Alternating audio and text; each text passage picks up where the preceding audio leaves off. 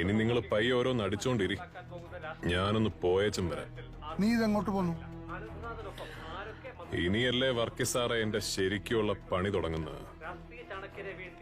എന്തോരം കാര്യങ്ങളാ ഞാൻ അവധിക്ക് വെച്ചേക്കുന്നത്. എല്ലാം ചെയ്തു തീർക്കണ്ടേ ഒന്നൊന്നായിട്ട്.